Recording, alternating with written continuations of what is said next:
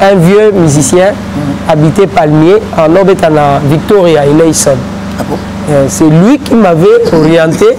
Déjà, on a chanteur, danseur et puis animateur. Ok. Premier jour, les leaders de ce groupe-là n'étaient pas là. Okay. Deuxième jour, il faut quand même la makambo. Les jours où on makambo, on jour bela très sérieux. Tant que boto linga biloko wana, on linga singa la bela très sérieusement. Oui oui, na kota même comment, na kota comment. Si tu ne réussis pas par le Seigneur éternel, tu réussiras par les diables. Il y a des influences. Soit Satan, soit Nzambe. Voilà. Et alors, musique profane. Nous tout le monde entend que musique profane a ça la succès sans qu'ici.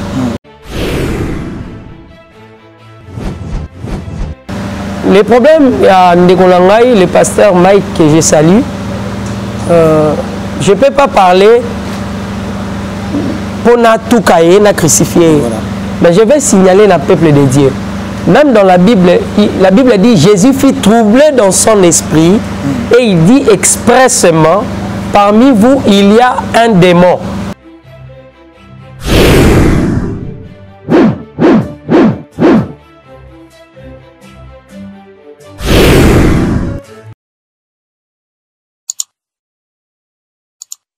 Voilà, bienvenue comme ça dans votre chaîne, fidèle ami internaute, OMJ Télévision.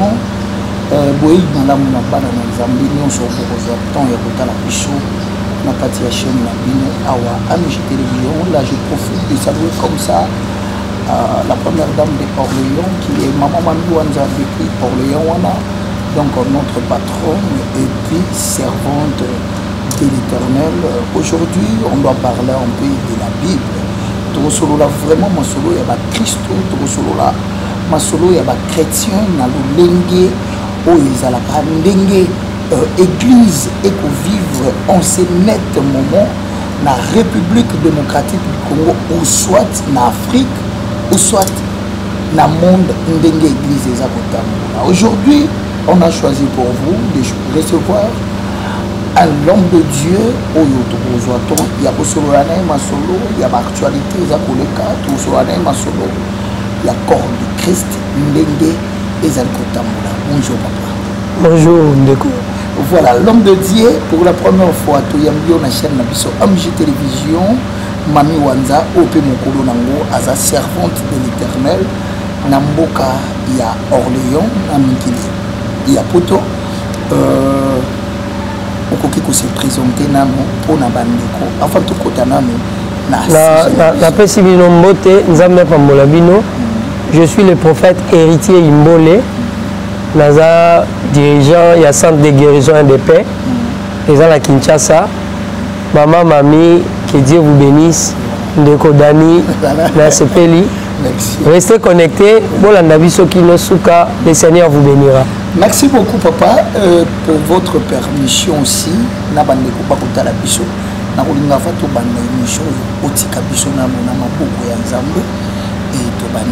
Seigneur, comme il est écrit, malheur aux enfants rebelles qui prennent des résolutions sans ma volonté.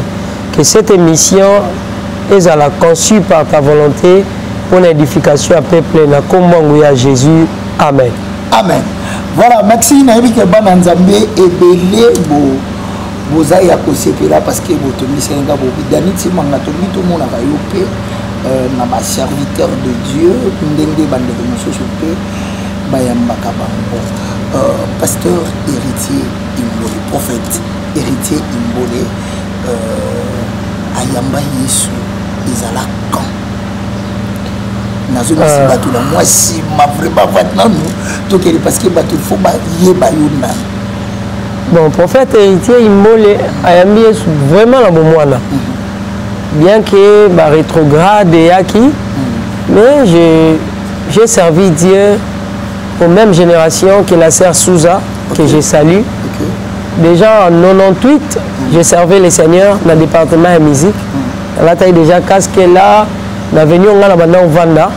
C'est là où le feu Charles Mombaya a répété dans l'église à Michoni. Donc il y a une parcelle après Bisso, église à Michoni. C'est à partir de là que je suivais Jésus. Na bandaki na Ekodim, ti batubaki kozwa libat ici. Ngai pe na kei na bané 98 déjà. Donc j'étais très enfant, pas adolescent parce que je connaissais déjà des choses, je partais à l'école, je pouvais lire la Bible. C'est vers 98 que je suis venu en Christ Jésus, mais commencer à les servir devant les gens, c'était vers les années 2001. Mais na bandi ko salela penza liboso batu. Ko kamba ko simba micro, ko modérer après que je sois très malade. Koli la kauka. Zoé ba sima ya liwa parents petit kana bitike na 99. Déjà je crois wenge a panzana ki na 97. Ngai à partir de 2003 na yo sala rétrograde. OK. En 2003, on a commis une cotisinga penzana bonzambe à l'automo. Et quand je suis parti dans mon quoi bawenge, voilà. On a ça la test parce que je suis ami, il y a Rigen. Oh. Rigen, si vous si vous me permettez, Rigen, Azaki pa ya Blaise. Voilà. Ya Blaise Boula, ouais Mbaki. Ensemble la on a Blaise Boula notre frère. Ouais, je suis son ami. Moi j'étais à Molé. Et il fréquentait beaucoup plus Makala et Kimbango. Voilà. Mais ça y est, on appelle quand il y a comme il a succès dans Moka. Et puis il a appelé dans une Yanou. Mais ça n'a pas tenu avec moi. Voilà. C'est que j'avais réussi comme Biloko Yakosal à la nuit. Ça n'avait pas marché. Okay. Et mon grand frère pasteur, qui est mon père spirituel, avait remarqué que parce que papa Zarité, maman Zarité. Bon, c'était par inconscience. Okay. Un vieux musicien habitait Palmier en Obetana, Victoria, Eleison. Ah bon? C'est lui qui m'avait orienté. Déjà, on a chanteur, on a danseur et puis animateur. Ok. Premier jour, les leaders de ce groupe-là n'étaient pas là. Deuxième jour, il faut quand même les jours où jour très sérieux. Tant très sérieusement. Oui, même comment.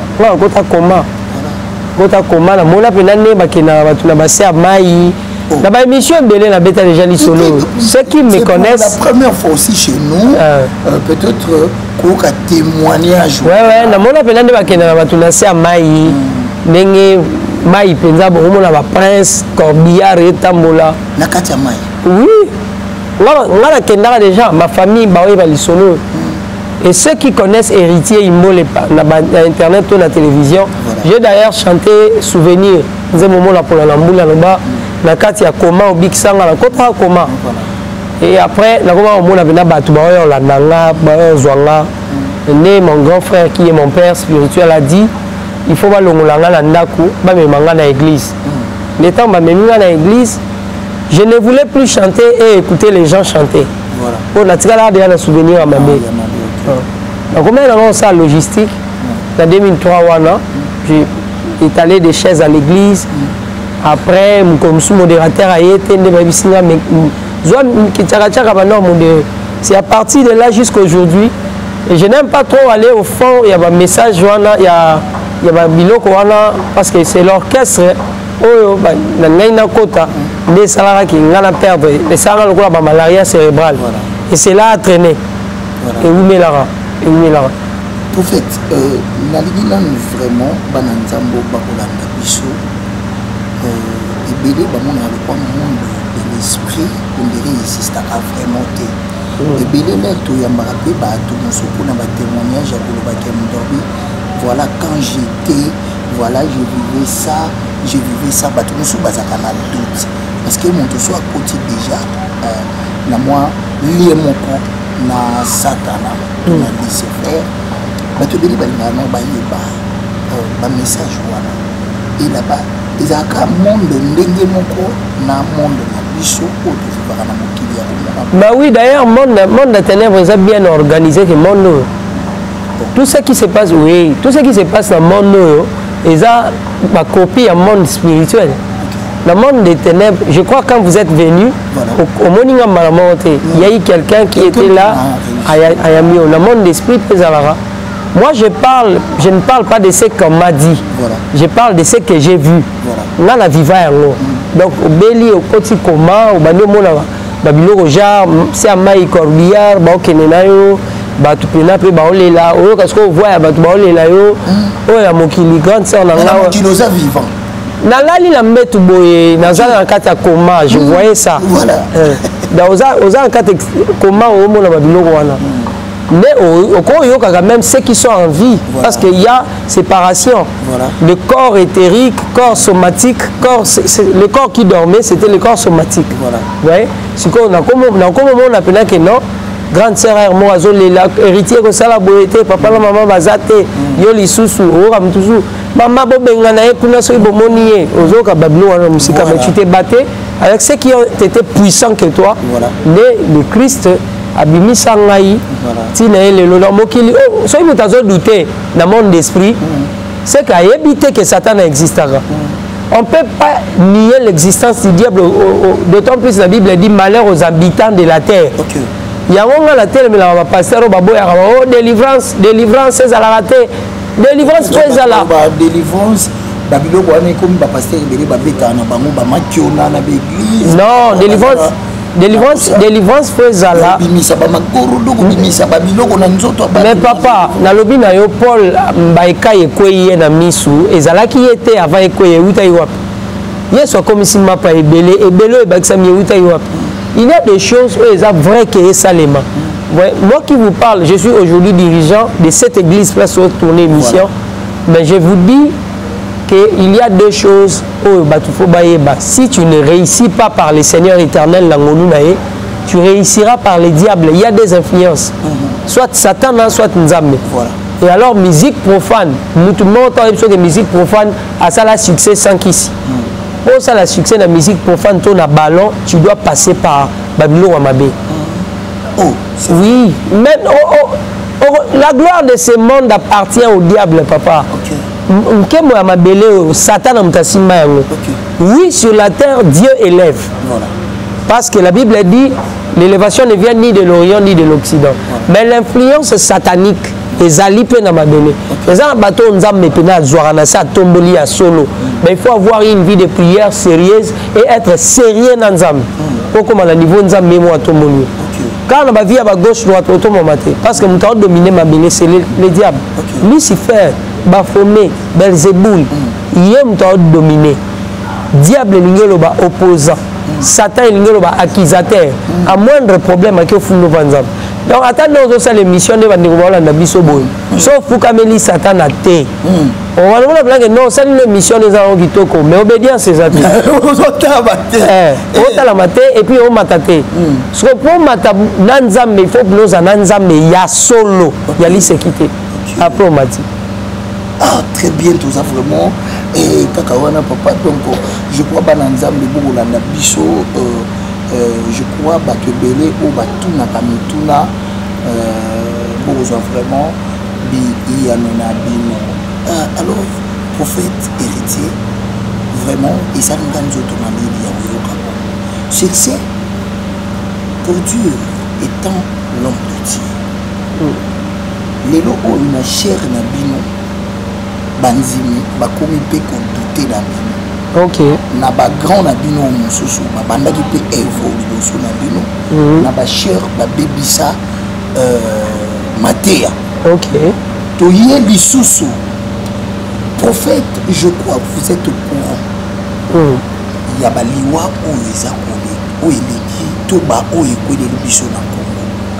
Na o linga pe na o éclaircir ba liwa ya bandeko na biso parce que en même temps, bazala qui peut-être battre vivre dans ces qui bino vous appelez et yanzambe nzambe à chaque temps à l'obéla bino bamakam et béni de voir votre frère pasteur comme Mike Kalambay yakusala ou ezali lokola koswana o batulelo bakomikolo koswana na ebembe likolo ya cheur est-ce que epesameli mpe mosali ya nzambe de répondre na moto moko bo alobi moi nadutaka kutu na ye parce que azalaki nga moko nauti na kuna namonaka na réponse wana etant que ozali mosali ya nzambe monene nga moko no na suiva ko na TikTok makambo ebele na tia ko na ba stati na nga.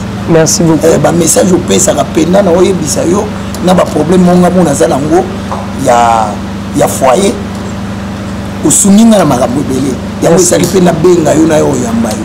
Merci beaucoup. Sur ce il y a autant la problème wana ndenge za mosali ya nzambe prophète que vous êtes.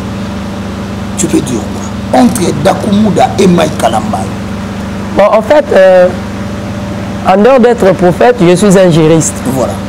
Les droits, déjà, quand il y a un cas de mort, jurisprudence, poursuite, il y a un dossier et ça s'arrêtera. Donc, ça, déjà, c'est fini. Le dossier ne se poursuit pas. Ça suffit comme ça. Nabo motope boye, nous ceux qui a koufi, on les purifie. Nous ceux qui pensent à koufi, on les purifie. Le problème, il y a Ndekolangai, le pasteur Mike que je salue. Je ne peux pas parler pour tout cailler, na crucifié. Voilà. Mais je vais signaler le peuple de Dieu. Même dans la Bible dit Jésus fut troublé dans son esprit et il dit expressément parmi vous il y a un démon. Yesu a créé trouble. Yesu pena. Yesu aleki Mike. Yesu aleki nga aleki Dani. Voilà. A créé trouble. Aleki maman mami. Aleki maman mami a créé trouble pena que non parmi vous il y a un sorcier. Il y a un démon. Oh, Moutaeki na kimia comment créer le biso parmi nous il y a un démon. Donc il y a un temps où la chair nzoto et koki ko céder la pression. La caprice, il y a les camusongolo par là. Oui, ça arrive. Que ça peut minimiser non, il n'avait pas. Non, il n'avait pas minimisé. Il n'avait pas minimisé. Papa Daniel, au-delà de tout ça, la conscience, on peut mentir tout le monde, mais on ne mentira pas sa conscience. Voilà. Je crois que le pasteur Mike Plasaza, sa conscience lui dit quelque chose. Ce qui vraiment, c'est que le pasteur Christian Kimbukusu, qui est pour moi un vieux, parce que Naza Nasololaranan Nekonaele Kinae, pasteur Michel Kimbukusu, pour moi c'est une famille vraiment. Voilà. Et je ne peux pas dire que le pasteur Mike a fait exprès. Moi je trouve que c'était les ailes. C'était les ailes. Azamutu. Te Azamutu. Te Monsale Nzambe. Non, Azanzambe. Vous appelez les gens hommes de Dieu. Pourquoi vous voyez Mike comme quelqu'un qui ne peut pas commettre l'erreur? Parce que on ne touche pas. Mais ça c'est Dieu qui vous a dit.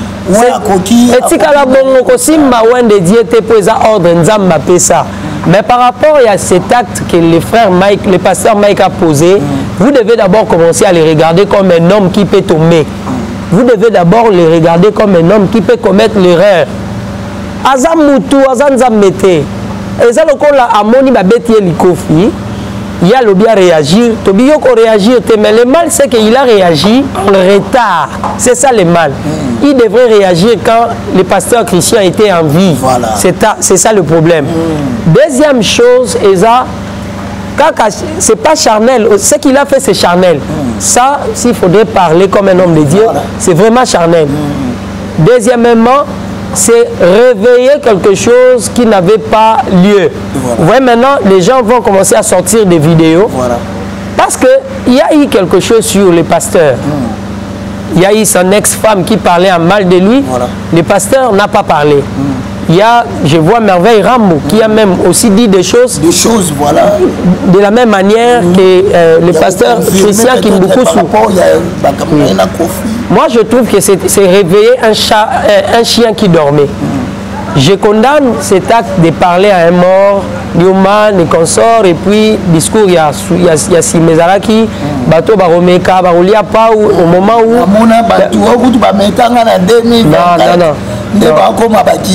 Je dois demander à l'église de prier pour les pasteurs et demander aux enfants de Dieu de pardonner les frères c'est la chair. Papa, mon sali Nzambe mon côté, nano a sala lapsusté. Si on a mon sali Nzambe à solo et que il y a risque, il y a prédication. Même dans le prophétisme, il y a des lapsus qui viennent. Voilà. Vous voyez, au côté, à un moment donné, dans ma tête, aux asous, dans ma tête, au bimbi, dans ma tête, on commence à avoir lapsus. Et ça, là, mais tu rejoins le lapsus, tu es à cause il y a lapsus. Moi, je trouve que Zaki lapsus, ou à Sali, si vraiment le pasteur Mike est un enfant de Dieu, en ce moment précis, il est en train de regretter. Il dit, je ne pouvais pas réagir comme ça. Vous voyez? Mais toi, mais maintenant, pété, nous collons les camarades,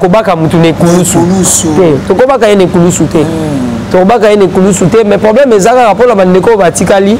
Il faut parfois quoi. Moussali Nzambe au bangi ça na route pe na église na ensemble la boy. Ngo musu pe problème na tata ebindenga beta kama bolo ngona tata. Ebindenga solula na tata. Pour pasteur Mike à l'obé le mois bon na ebipenda ko beta mabolongo. Je vais pas contraindre sur le nom du pasteur Mike. Je veux qu'on parle des choses qui vont édifier. Voilà. Mais seulement à Salaki, ce qui est dit lapsus. Okay. Vous voyez, à Zamoutou, ça nous arrive. Comme la mission son papa. Là, on a 14 ans de ministère. À 14 ans, on a faute dans la scène à perchoir et cause à belé. Et puis, pasteur, on a condamné Mike. Faute, le problème, c'est que ceux qui sont élevés, soit à commettre erreur, les erreurs sont monumentaux. Voilà. Ce sont des erreurs exposées qui prennent des tailles, il y a niveau naïe. Il y a pasteur Mike qui a niveau naïe. Donc ça se parle comme ça par rapport à son niveau. Il est connu. Lui, il est connu et il était fixé devant des caméras. Il y a un yeux en plein. Il y a même ceux qui commettent des erreurs graves que lui, où ils ont soit caméra, il y a un boye bien pété. Moni. Donc Azamouta liboso erreur na eza gravité que ba misusu eza ko bomana. Il y a un na sengi bana nzambe, tu comprendre qu'on appelle homme de Dieu. Jésus a eu faim, mon frère. Il avait la mission de sauver l'humanité, mais il a eu faim. C'est parce que c'était la chair. Regardons ça de ce côté qui a zana nzoto ya mutu a kokipe na mate anaye loko la mate ya ezaki na nzela wana homélitique na ye mo mutayebi ne apopaki herméneutique na ye ye mo mutayebi et puis ayaki ko citer na exemple ya dakumuda eza lapsus la lapsus to limbisa ya zande Maxi prophète héritier prophète héritier tout dit qu'on vivre ban Nzambe belé balekisi moment ya 2024 misusu balekisi yango na ba kokoso misusu ba problème ya balilenge na bilenge yila kibanga. Aujourd'hui tozana 2025. Dieu pense quoi pour l'église? L'église doit veiller sur l'heure parce que Matthieu 24, 24 le bail déjà. Qu'au temps de la fin, vous allez voir tout ce que vous voyez. Aujourd'hui, la pensée pure de Dieu, c'est que Batouba s'apprêtait. Personne ne pouvait croire que Blaise a okufa, c'est bien mignon. Il a mot là, mais souffle de vie, il faut faire très attention. Et puis, ce n'est pas toi qui gères ton souffle, c'est le Seigneur qui en gère. À cause de Papa Dani, vie autozalango, les hommes qui vie autozalango au-delà. Vie autozalango, ils ont 120 ans. Mais vie au-delà, c'est dans l'éternité. C'est pour du bon. Donc, il faut nous préparer l'obi na bango. Raconte na époux. Bandaku, il faut que le bandaku fait maréchal Mobutu à Tiki. Tiki, on s'est tourné un clip. La pargote en scellé, Maréchal Mobutu. Papa, c'est pas de la blague. C'est que Nabilo, quoi, Mokilio, Netika, en vie, mais Batoubalokwa, Mobutu, on va koufater. Peuple Nzambelo, Aliboso, foyer, Jésus-Christ reviendra. Jésus reviendra. L'olène, nous autres, ça les a éphémères. Place au vent des ans, Batouba vendre avant Bisso. Nous tout le monde, nous, comme Mélango, à Sominda, Kunaya, Banyoboko, la banane, à Koufile, au banane, Batikali. Les autres, la génération, Mokogoya, Moussou et Rokene. La pensée de Dieu, c'est que le peuple est ébaillé. Ce n'est pas les matériaux, ce n'est pas des voitures, ce n'est pas... qu'on ne prêche pas aux gens de venir à l'église pour avoir des voitures. Papa, il y a des gens qui ont l'église, c'est mazan mutuka. Qui ont l'église, c'est mazan bandako. Donc, nous devons veiller sur l'éternité. La pensée de Dieu que 2025, batouba et baï. Pas de prophétie, genre au Kobala. Et un bateau va bala, zoué la prophétie. À Bali les gars, prophétie que tout est, mais à Bali les gars. Donc les gens doivent grandir, que les gens grandissent, que Dieu, par Christ Jésus, reviendra. Aujourd'hui, on parle seulement de l'église, Lelo Bandeko, Nayo Obazaba serviteur, le Kolayo, Misusu. Participer bana na Nzambe to banzino ba bande oyane l'église na bango mabako. Est-ce que Moussa ya Nzambe akokite ko réparer pe na banzimi to esengi kaka banzimi soki basali problème moko boye bango nde il faut ba ya kaka kofukama et pas ya tata lokola Nzambe a éleva. Moussa ya Nzambe réparer na bandimi to na Nzambe. S'il y a un problème peut-être ndengezala. Non, c'est un devoir. Bakoma na l'église motoyer penaf kami on dirait na lolenge moko ezaka komemia mosali ya Nzambe to ezapelo moko boye orgueil basali musu bakotsa na l'église. Bon, mosali ya Nzambe avant mosali ya Nzambe azana mwana Nzambe. On n'est pas pasteur directement, on est d'abord enfant de Dieu et puis on devient ministre de Dieu. C'est un devoir de tout enfant de Dieu, car mosali ya Nzambe c'est un devoir de tout enfant de Dieu de s'humilier. L'humilité précède la gloire. Kutu mosali ya Nzambe ayebi. Ya momoni na mobeko, na mibeko les avocats, les magistrats sont frappés ko les kaba bato baza ba magistrat et ba avocat. Pour ba on ayebi mobeko, les soldats sont frappés pour ayebi mobeko. Un enfant de Dieu, raison pour laquelle la Bible dit nous les serviteurs nous serons jugés sévèrement. Bisonné kutu il faut totalement sabatou. Pardon les alarmes. Donc je peux demander pardon à un fidèle quand je l'ai choqué. Non, qu'on s'en pardon. Oui. Pas, non. Il y a un ABCOT qui pose à la Mossali Nzambe, il faut banda kozana nous moi Nzambe. Le problème c'est que papa Dani, les gens vont te dire comment basali Nzambe bayamba esouté. Nous avons la base à voyou, si la Mossali Nzambe, makasa nkembo, ngai na lingaka dollar, ngai na lingaka franc, c'est un voyou. C'est un voyou. Oui, nous avons. C'est un voyou, c'est un ramassis. Comment il y a un balamon boé,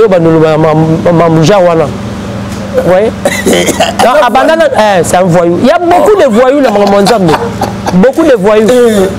Il n'a jamais reçu Jésus comme Seigneur et Sauveur. Maman prophète. Maman pasteur. Il y a des ramassis. Bateau, le roi Zahaki pire petit à Moussel Nzambe. Il n'y a pas comment maman Moussel Nzambe. Les 4 lois spirituelles à éviter, fondement à baptême à éviter, affermissement à zouate, malamoro prophète, bisala sala, naomona, bakubengara gazon. C'est parce que à la fondation, à bandi nulle part. Même tabernacle, il fallait pas boire d'acacia ou boukana. Tala, papa, même basala nzamo va négliger écodim. Ils ne peuvent pas négliger l'écodim parce qu'il y a des bases. Moi, je ne sais pas où tu appelles Kodim, tu appelles outil maternel, primaire, vie chrétienne et zabongo. Il y a beaucoup de différences. Je me permets de citer le nom. Voilà. Vous allez voir la manière dont les pasteurs, Henri Papa, Franck Moulaja, ceux qui sortent de l'école, il y a Gaël, manière se comportera. C'est différent. On a beaucoup de frères, on a beaucoup de sœurs. Même la milieu musique. Ah bon? Ouais, je vous dis, regarde les inspirations. Il y a Alain Moloto, il y a Henri Papa et les autres. Vous verrez que ce sont des inspirations. Même il y a ton message. Il faut qu'au ciel, Sylvain Aquala. Au moment que c'est très basique. Et puis, ils ont la Bible. Fondation, ils ont sous-bassement.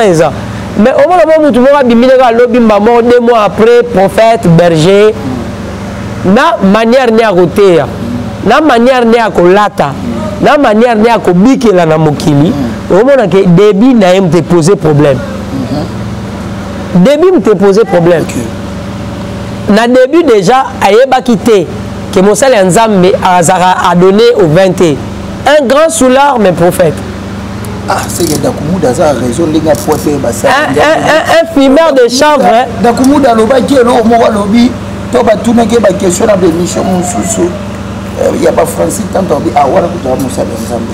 Moi je n'entre pas dans ça. Yem tunzamba convaincre qui est. En tout cas, en tout cas, ça, c'est d'Akumuda. Ça dépend. Moi, je ne cite pas.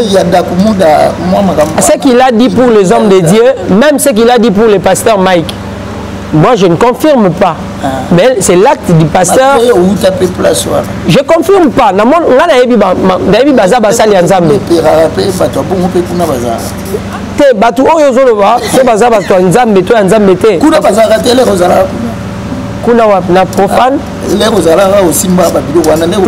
papa, au niveau ça, qu'est-ce qu'il y a?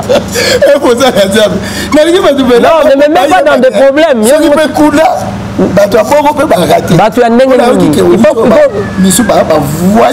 Non, par rapport à l'expérience, la Bible dit que la nature nous enseigne. Tout le monde a expliqué. Tout le monde a Gambela, nous avons télémi boé, son mélange de carburant, à téyeloté. Il y a qu'on soutenir Moussala Nzambe. Il y a qu'on soutenir Moussala Nzambe. Athéité, c'est pas ce que la Bible dit. Galate 6:6. Moi, je vais être basique. Je parle de ce que la Bible dit. Mais ils sont nombreux, mon frère. Ils sont très nombreux. On a amené ça les marins qui ça. Moi, j'ai mon boya qui n'est qu'à l'objet de Nzambe, prophète. Après, comme il paie, Nabatuna Simanaye. Après, soit autres. Mais vous pouvez savoir que Mouto a une base. Attends, Eli. Attends, Eli. Comment est-ce que arabien te mobile rabina vous êtes danseur ou prédicateur donc c'est ça le problème. Le problème est à base. Il y a des gens qui confondent et ça n'a pas prophète baza ba prophète bon prédicateur ana le prophète te adore ana prophète ya ministère so te ya olaksoke il a la connaissance ana genre na ki mukolote na zolo banoko ye kola ya bomwana donc ayebi nzambe na bomwana bayebaka na banzambe malamu donc abimi pena bomwana na donc nzambe za botawu ya bomoto ekozala akoza pe na bo faiblesse mais ki nzambe katimiza. Donc, il a vraiment Dieu. Quand il te parle, Dieu, oh, moi, il a le fruit de l'esprit, il a le don de l'esprit. Son langage, je me que non, ça c'est un serviteur de Dieu qui parle. Voilà. Moni, bien que il y a des gens où on continuera brisement na bango ça continuel. Alors ça lycée Moussala mazo continue de briser, ça existe aussi. Mais le problème c'est que papa Danito ça a tendance à mon avoir fauté. Bah vrai pe baza. Tout le monde a ba fauté. Mais yo yebi faux pour vrai azalaki. Entre vrai na faux mutabanda liboso ya vrai. O yebi faux pour mon vrai. So mon vrai tout le monde ba fauté. OK. Oh mon vrai yango yebi faux. Mais non papa, lelo l'air ma prophète nous a payé belé na Kishasa. Nzambe na ça fait belé bon bien. Bien. On dirait mais la mission Elias Zolo Batika lié mon Nzambe habité qu'on a bombi 200. Nous on a bombi 7000 qui n'ont pas fléchi les genoux devant balle, mais ils n'étaient pas connus. Nzambe mo mta bomba ba te belé bon 7000. So bino molingi ba prophète to bimate pour ani. Baba raison bota mamuto betela ngo libakwa zate ba mission RD so bazo bima ba DJ momboshi abimia so ngolo abimia problème te mais ba ça la nzambe ne bo yokela mo kanda ngolo ba 7000 yo monika 14 mtu babimi to comme dans 5000 papa to bimebele ba bimebele parce que c'est le vouloir de Dieu mais seulement la Bible dit vous devez examiner l'intelligence. Papa Dani naza sûr que yo ovanda bomita yo yebi swalobi Zouambeli, Katelanga Likolo, Likolo, Kati, tu vas examiner ça. Si on a Kati Likolo, je vais faire l'hémorragie là, on koufa. Ça, c'est pas dit, on tient mon pandi. Ouais. Alors, papa, tout ça, là, moi, Kozo, moi, si, qui est le Kamba, et tout le monde est en Zambie, au Namoni, vraiment, étant, bateau Moussou, au Bazaba jeune, Bakouka, au Kamba, et tout le monde est en Zambie. Mais maintenant, c'est toujours le machine. Les Congolais, tout peuple de Dieu, ils sont chrétiens. tout ko vivre ba makambo ebele surtout banda ba internet ya misusu tomoni ba bulu ya batata na biso ba batela ka biso mais to koti 2025 tomona ki yango na volonté na biso te est-ce que nzambe akotangira biso kaka yango yo linga mona mpwani oye begeza bolumbu siko linga mona mpwani eza ina internet. Mais pourquoi yo mona? Parce que na début na Genèse déjà comment écoutez pasteur était vous voyez place malédiction zo uta ngona na Genèse on t'a dit mange tout le fruit mais pas ça. Il y a des choses qui sont bonnes, agréables à Romona, mais désagréables na munoko. Mais c'est que bon, nous sommes pas mona qui n'a. Pourquoi Olinga qui mona? Pourquoi tu as voulu voir la frappe? Mais oui, pourquoi vous voulez voir ça? La nudité de Noé ne te bénit pas. Pourquoi tu veux voir ça? Olinga qui mona bolumbo, on pose ça dans la nini.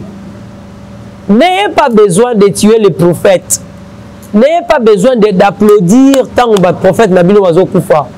Vous dites Bitumba Est aussi là au moment où vous avez un bateau et un mot à dire pour que Bitumba Est est là. Imaginez, quand nous faisons de bonnes choses, les gens n'acclament pas. Mais si vous avez un pasteur, dans église, c'est pas possible.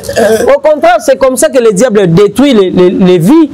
Satan a détruit ma vie. Et bon, on sait que les pactes sataniques, on a sali à l'okabino pour na bolumbu na. À l'okabino na bolumbu na. Papa Dani, même la musique profane kaka, il y a un aspect hypnose à l'intérieur. Il y a un aspect domination à l'intérieur. Alors, sa musique, bon, on sans hypnotiser à dominer bino. Kindokimo ezala kati ona so kinzembo wana et kangio motema il faut et ça c'est un mouvement où il y a recommandaki il faut que zoango télécharger ngo il faut oko mobile ngo il faut osala ngo challenge ata ya futio mbongo te yena mokili ya molimo kuna déjà asala makambo yo osala biloko wana nyonso est-ce que bigala batu msu nzembo ezo beta nango na bar mais ya a telemi po yo kanzembo wana tie ko sila qu'est-ce qui fait ça mutu wana travailler ki bongo nidité bolumbo zomone a sacré mutakala eza sacré tala otali film à pornographie et on peut se poser c'est masturber or masturbation eza abomination mobimba on a Genèse 38 nzamba bomela erna ona parce que bazo semence bazo sopaka na se nzamba beti bango abomi bango yo zo bima o sala masturbation yo moko ozo mi sepelisa c'est un péché de faire ça. Mais source dans les awapi, il y a des choses qui sont agréables à la vue. Pas na kolia ya ngote. Na yoki, papa songo la sali bolumbu.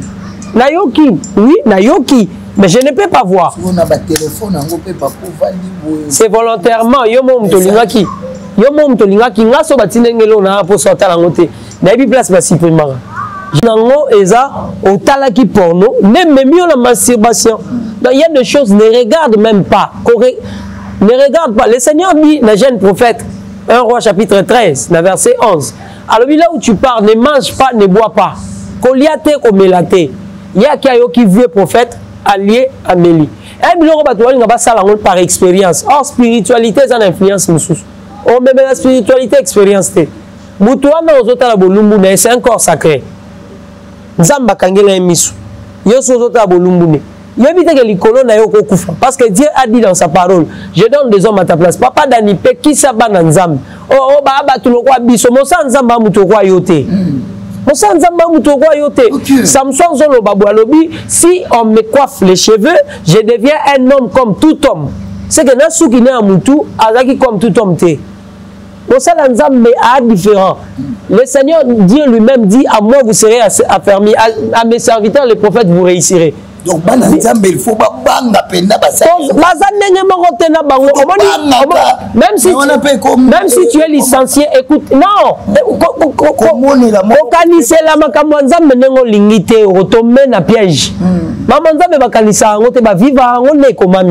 Même si tu es licencié en philosophie, en lettres, et que mon seul ensemble est illettré, Zoyez juste valeur. Papa n'a bandé les lieux de chroniques 20-20 partie B.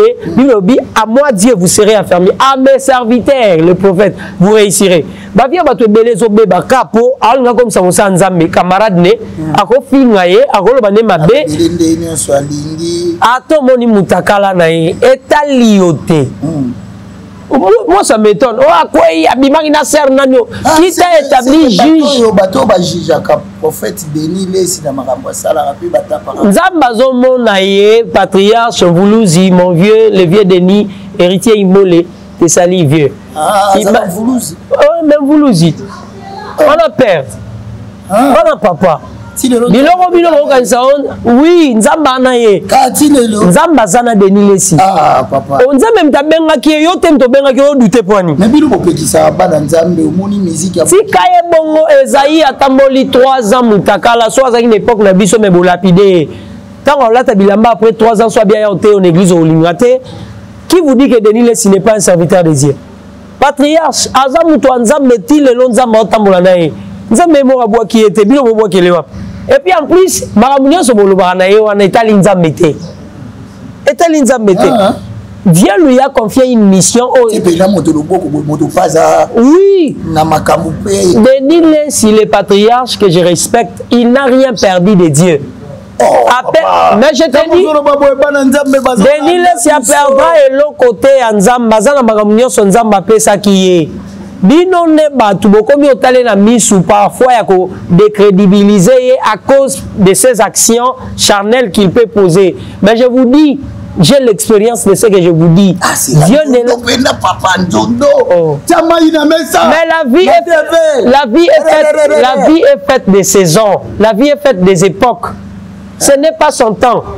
Quand Nathan existait comme prophète majeur, ba oya simanaye ba ya quitté. Mais non, ne compare pas. Denis Lesi n'a pas réussi la mission, les autres ont réussi. Sa mission, c'est ça, mais je vous dis comme prophète.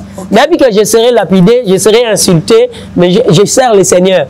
Denis Lesi que vous voyez n'a rien perdu de Dieu. Nyon Sonzamba, oh, Seigneur éternel. Nyon Sonzamba paie ça Denis Lesi Azanango. Si seulement vous le regardez comme un serviteur de Dieu, vous bénéficiez de son Dieu. Mais la lobby na yote ozenza mabisi kende botala mwasi ya ndumba l'époque na biso mona ke mutaboti na mwasi ya ndumba o pesa ekombo lo richama ake subota na elisusu pesa ekombo lo ami batu ya kala ba mona nzambe ya solo po bazo basali ya nzambe ya solo batu ya lelo ba ko mona nzambe te miracle ko mi pasi po to négliger bato yo si nzambe pena alongwa na via Denis Lesi po bino boyini Denis Lesi non mamle tala oh bon mon ya caméra et a Denis Lesi a sekene na nzambete. Parfois il est plus estimé par le Seigneur que bateau bon na basantu. Tala na la justice. Il y a un jour bakangi un serviteur, je cite pas le nom, il a violé un garçon de 14 ans. Son dossier était entre mes mains. J'ai lu le nom. On m'appelle, l'enfant me dit le nom de cet homme et Moutou Azobenga. Si je cite le nom, oh, mais ça serait compliqué. Okay. Denis Lesi n'a pas été méchant à ce point.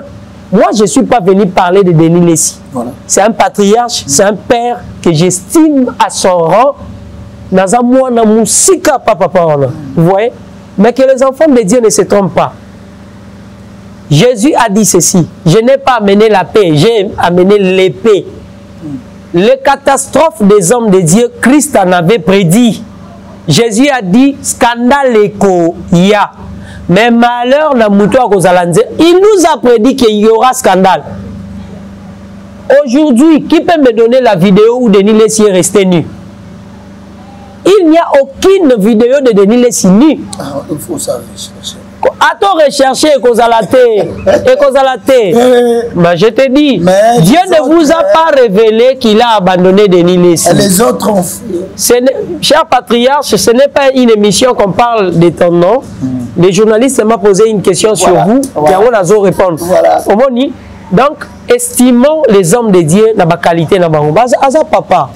Alors si vous ne le faites pas confiance et si vous ne voulez pas écouter ce qui sort de sa bouche, Ça dépend de votre conviction. Mais il ne faut pas le fustiger, il ne faut pas l'insulter. Vous auriez un problème sérieux. Papa, quand il y a un couteau, à un ministère, mais il aussi mon embêté cette fois. Et bon, on est dit les soirs, il y a un bisi batou yesu. Marambo a sali na nzambe na moko. Bino bo simbeka bo nzamba talibino. Mo sala nzamba ta komi faible tika ena nzambe yemoko. Tika ena nzambe.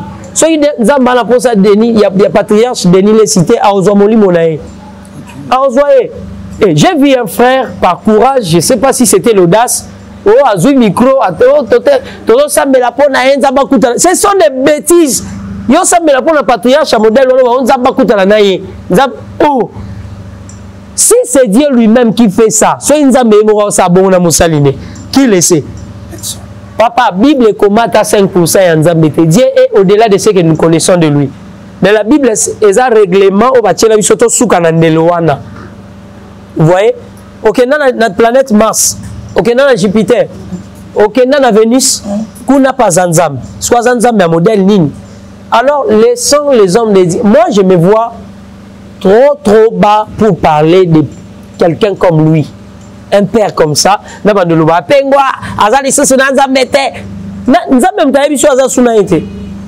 L'église fait très attention. Voilà. Alors, prophète, tu commis déjà à Souka. On a choqué, hein? Vraiment, non, on a choqué. Nalingi bananzam bébélé, bazo à part na bango, parce que au moins il va te bélé, bah comment peut qu'on juger.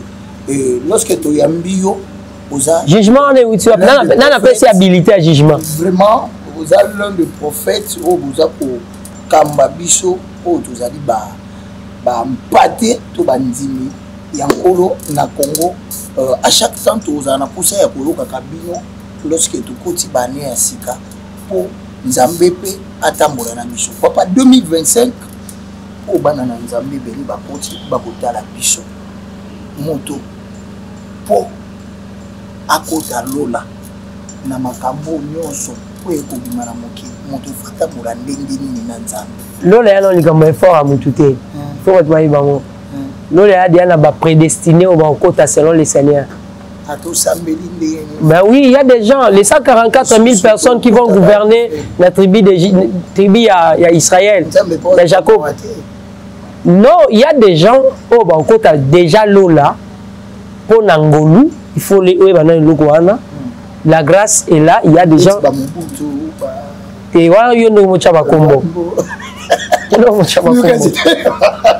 Mais aussi, il y a ceux qui vont aller dans Lola par méritocratie, c'est-à-dire à Tambola bien, à Moï, à jugement, parce que le Christ dans 1 Corinthiens 15, 28, à Ozongisa, qui a Makila et pas à Tata, ou à Tambola qui bien, à Batela qui robe naé, à Koutanana et pour. Mais en dehors de tout ça, il y a des gens qui sont sélectionnés par Dieu. Dieu est souverain. Papa, Dieu est souverain. Ils ont un bateau, donc, c'est Dieu lui-même. Méritocratie, il faut que pour Lola à la partage dans Bango. Condition la sanctification, la paix avec tous, la sanctification sans laquelle personne ne verra les Seigneurs. La paix avec tous. La paix avec tous. Ah, c'est trop profond. Merci papa. Nous arrivons à la fin de cette émission, fidèle ami internaute. Papa, votre dernier message na bana na Nzambe, nyonso balandi biso soki pe kozala na bambote okopesa église ya nkolo spécifique. Mon dernier message est ça bana Nzambe to tia basali ya Nzambe nesika na bango kasi to bo sanate baza batu na nzoto boye. Bosala Nzambe alingi yo boyi na yo ko panza sango te. Ko benga ye moyibi te ko benga ye escroquer. Dans une relation amoureuse, ça n'a pas tenu. Kofi a été. À quoi quoi na likambo songolo pakala. Omoni yom do tanga ba kombo.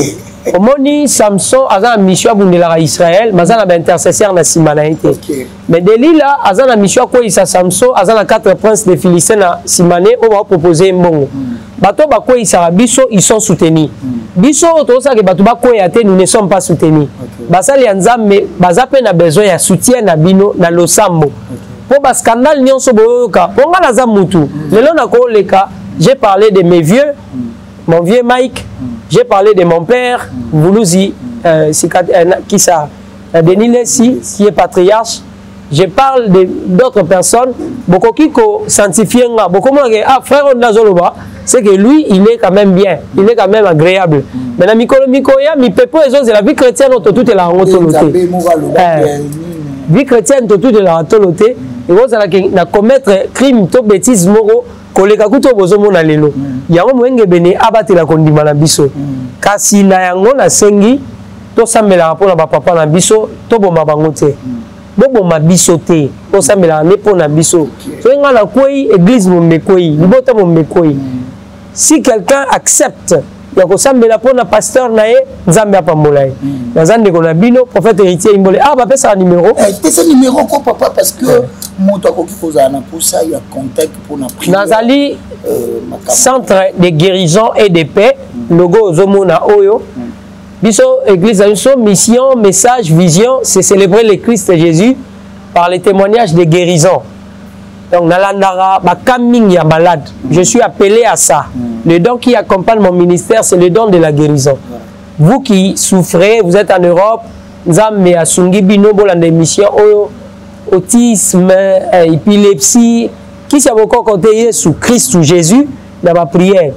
Sur l'igno comment Nazana plus 243 82 654 1500 plus 243 82 654 1500 siège ezana Kinshasa soki na baloba na ngai na sali pe lapsus na lingite ba ke no monter émission oyo lokola eza yem tazoloba bolimbisa ngai na kokipe kokoya na lapsus motema no ezokaki na phrase moko na sengi olimbisa na utiliser comme na yo imputation dommageable ezalaka. Si j'ai imputé quelque chose, je demande mes excuses, je passe aux aveux. Papa déjà en tout cas, je suis passé aux aveux. Si vous êtes lésé dans quelque chose, aux aveux.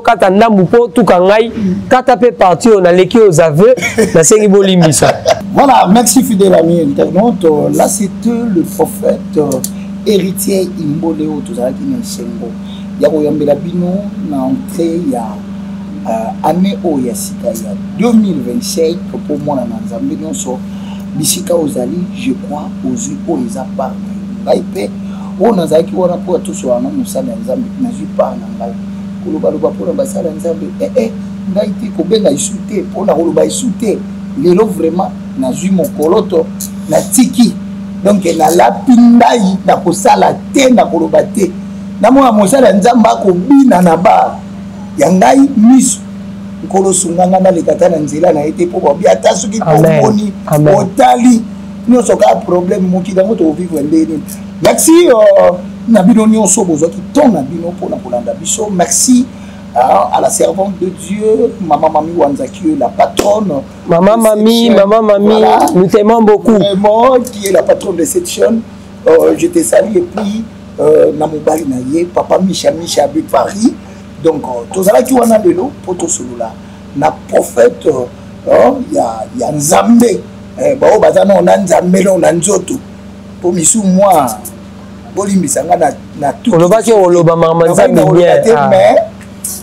Mais ne comprends pas ngai. To keka boy. Moto asali pe malamu, to bi pe ka malamu. To sani biso ko musana biso yango.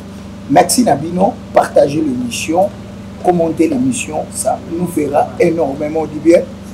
Abonnez-vous aussi, ça fera vraiment très bien. Quant à moi, je vous aime beaucoup. Bye bye.